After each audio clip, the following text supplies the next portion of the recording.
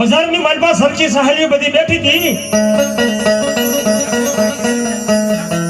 એની ભેગી મુમના ઘાસીની બાઈ પણ બેઠી હતી અંદર અંદર વાતો હાલતી હતી કેવી વાતો હાલતી હતી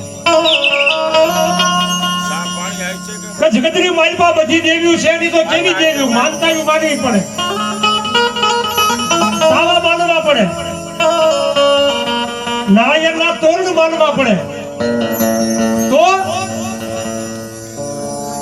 તો પંસાવની માલપા ભાટલા ગામ એવું છે ને એટલે ગાંડી ગેલ બેઠી છે ઈ કદાચ કોઈ બેન દીકરી આમ ખોળો પાથરે એમ કેવા છે કે નહીં પાંચ હાથ જ બેઠી થી એમ કેવા છે કે વાજી જાતું હોય ઈ ખાલી આમ ખોળો પાથરે અને ઈ પાછી ગાંડી ગેલ નું નામ લઈને આંસ વાળી દે અને હવા મહિને તો હારું ન બતાવો તો હાલી આ સભારની ગાંડી ગેલ નો હોય બાપો ઈ વાત એમ કેવા છે કે મુમના ઘાસીના ઘરેથી મુસલમાનની બા એમ કેવા સાંભળી કે ઓહો એવી દેવ મનોમન એમ કેવા છે કે મનની માલપા નક્કી કરી નાખ્યું મારા ઘરની માલપા જો એ મારી ગાંડી ગેલ ભાટલા વાળી કદાચ બેઠી હોય ને પંચાળની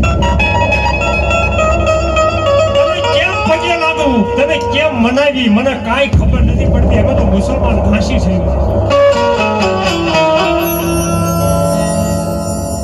પણ એ બાજુ એમ કેવા છે બધી સરખી સાહેબની વાતો કરે છે કદાચ ત્યાં આંસ નાખો ને એ આંસ ખાલી પાછી ન જાય આજ ભાટલાની હામો હું આંસ નાખું છું મારી જો મારા ઘરે હારાવાના કર મારી મારો ઘરવાળો ભરે ઘરે નથી પણ હું તારી ભેગી બોલીએ બંધાવું છું મારી જેથી મારા ઘરે હારાવાના કરને એક ગાડું ભરી નિવેદ કરવા હું ભાટલા આવીશ મારો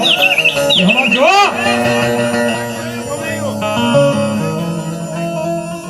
હે ગાડું ભરીને આવી પૂજ્યો ભાઈ હરખા થડી આવ્યું છે પૂજ્યો હવે એકદી ફેકદી ત્રણદી સમયને જતા વાર લાગની હો બાપ 9 મહિના ને 13 દિવસ થયા મુમના ઘાસીના ઘરે દીકરાનો જન્મ થયો બાપો હવે પૂછ્યું ભાઈ જે પૂછવું